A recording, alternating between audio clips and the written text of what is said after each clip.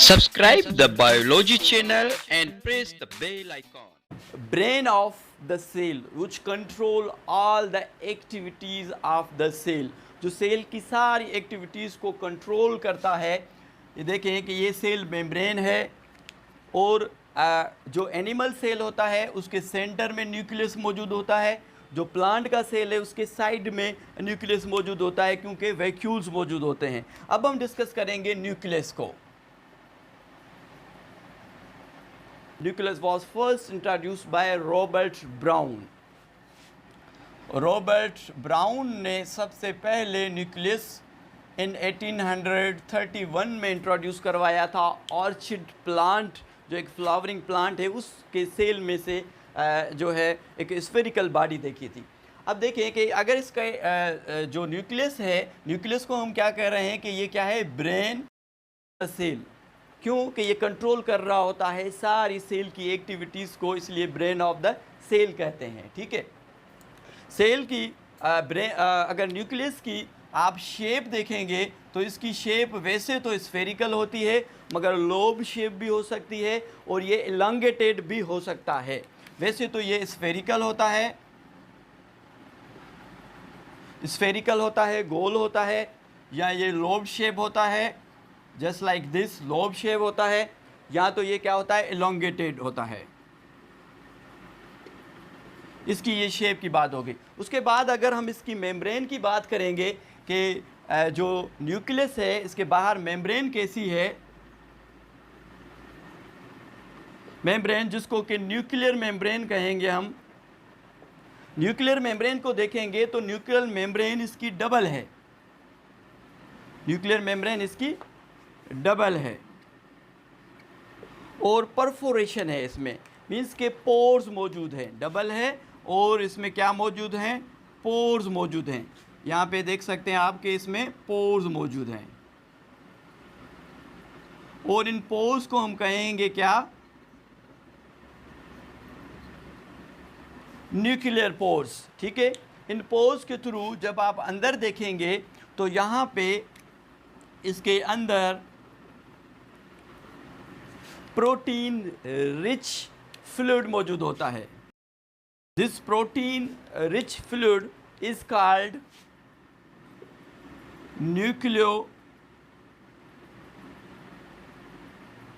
Nucleoplasm, या इसको कहेंगे कैरियोलिम्फ। ठीक है, जब इस रिच प्रोटीन फ्लूइड को देखेंगे तो इसके अंदर नेटवर्क होता है न्यूक्लियोप्रोटीन का। इसके अंदर क्या होता है, नेटवर्क होता है। इसको नेटवर्क को आप बाहर निकाल के देख सकते हैं कि नेटवर्क होता है किसका, न्यूक्लियोप्रोटीन का। इसको कहते हैं क्रोमेटिन नेटवर्क या नेट, क्रोमेटिन नेट, या इसको कहते हैं nuclear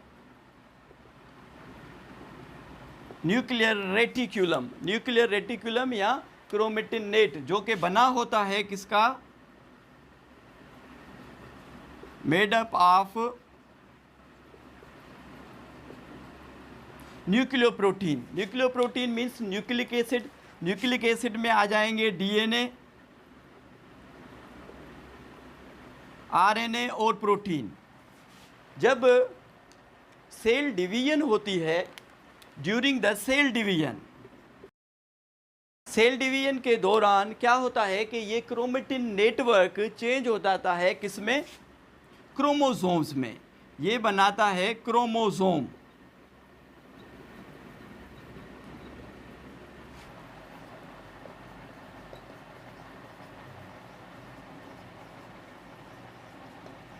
chromosomes thread like structure होते हैं और प्रेजेंट होते हैं कहाँ पे, न्यूक्लियस के अंदर, प्रेजेंट इनसाइड द न्यूक्लियस। मगर ये विजिबल कब होते हैं, जब सेल डिवीजन हो रहा होता है। तो इस क्रोमेटिन नेटवर्क से क्रोमोसोम्स बनते हैं।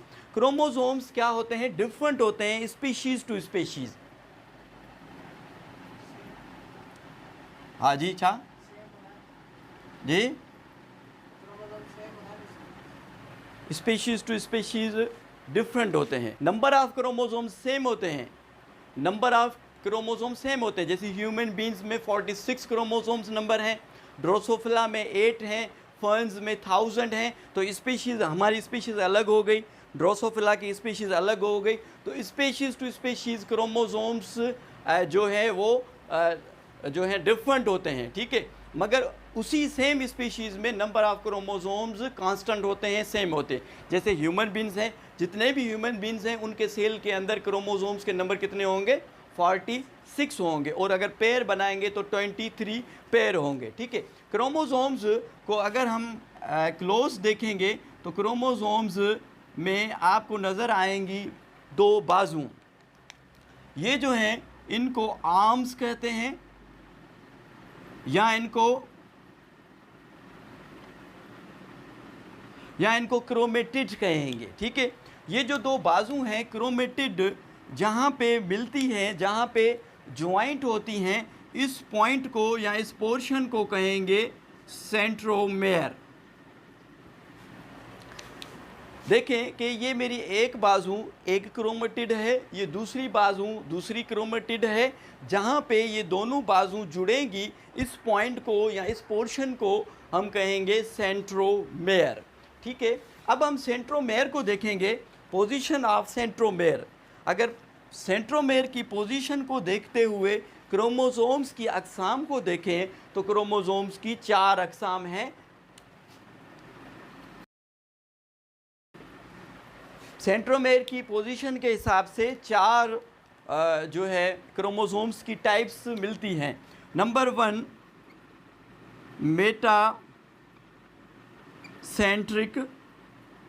मेटासेंट्रिक में क्या होता है कि दोनों बाजू इक्वल होते हैं और जो सेंट्रोमेयर है वो बीच में होता है और ये वी शेप बना रहा होता है, इसको हम कहेंगे मेटासेंट्रिक। और नंबर 2 है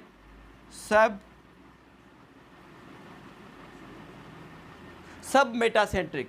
सब मेटासेंट्रिक मीन्स कि सेंटर से थोड़ा सा नीचे। अगर इसको सेंटर से थोड़ा नीचे करेंगे तो ये एल शेप बनाएगा, क्योंकि जो सेंट्रोमेयर है वो सेंटर से थोड़ा सा नीचे आ गया है और इसने शेप बना दी है एल शेप। इस टाइप के क्रोमोसोम्स को हम कहेंगे सब मेटासेंट्रिक। नंबर 3 है एक्रो, या इसको सब ट्रिलोसेंट्रिक क्रोमोसोम्स कहते हैं। इसमें क्या होता है नंबर 3 में कि एक आर्म्स बहुत छोटी होती है, यहाँ पे सेंट्रोमेयर आ गया, और एक आर्म जो है वो बहुत बड़ी होती है। तो इस पोजीशन के क्रोमोसोम्स को हम कहेंगे एक्रोसेंट्रिक या सब टीलोसेंट्रिक। नंबर 4 है टीलोसेंट्रिक। Tillo means tell. इसमें क्या होता है कि सेंट्रोमेयर टेल पे होता है, तो इस पोजीशन के क्रोमोसोम को हम कहेंगे टीलोसेंट्रिक। ये MCQs, ये जो फिगर्स हैं आपके एंट्री टेस्ट में आई भी थी कि आप इनमें से जो है जो फिगर है उसका नाम बताएं। नीचे ऑप्शन दिया हुआ था, तो ऐसी फिगर जहाँ जिस पे दोनों बाजू जो क्रोमेटिड हैं वो इक्वल होंगे तो उसको मेटासेंट्रिक कहेंगे। जब अनइक्वल होंगे तो उसको सब मेटासेंट्रिक कहेंगे। एक्रोसेंट्रिक में एक छोटी और एक ज़्यादा बड़ी होगी तो उसको एक्रोसेंट्रिक या सब टीलोसेंट्रिक कहेंगे। टीलोसेंट्रिक में सेंट्रोमेयर आपको ट्रेल पे नज़र आएगा और एक ही बाजू नज़र आएगी तो उसको टीलोसेंट्रिक कहेंगे। एक और बात इसमें कि एक होता है सिस्टर क्रोमेटिड और एक होता है नॉन सिस्टर क्रोमेटिड। देखें कि ये एक क्रोमोसोम है, इसमें दोनों ब्लू कलर के क्रोमेटिड इसके अंदर मौजूद हैं। दोनों ही क्रोमेटिड एक ही क्रोमोसोम्स में हैं तो इनको कहेंगे सिस्टर क्रोमेटिड,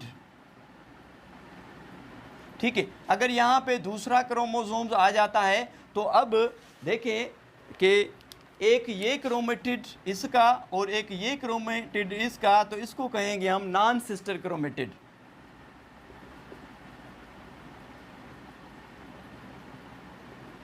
ठीक है। फंक्शन न्यूक्लियस का वही है, it's control the all activity of the cell. Nucleus है, न्यूक्लियस के अंदर, ये न्यूक्लियस है, न्यूक्लियस के अंदर एक और स्फेरिकल बॉडी होती है, एक बीप शहर में एक और स्फेरिकल बॉडी होती है, इसको कहते हैं nucleolus.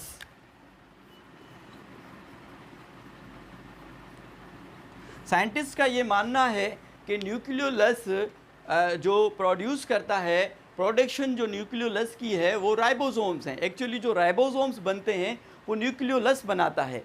Nucleolus during the cell division disappear हो जाता है और ये रीअपेयर होता है जब दोबारा न्यूक्लियस बनता है, तो ये दोबारा रीअपेयर हो जाता है। एक और चीज़, अगर एक ऐसा सेल आपको मिले कि जिसमें बहुत सारे न्यूक्लियस हों, ये एक nucleus, 2, 3, 4 means more than 2 nucleus हों, तो इस टाइप के सेल को हम क्या कहेंगे? सिनोसाइटिक। जैसे सिनोसाइटिक हाइफी होती है, अनसेप्टेड हाइफी, उसमें बहुत सारे न्यूक्लियस होते हैं, उसको सिनोसाइटिक कहते हैं।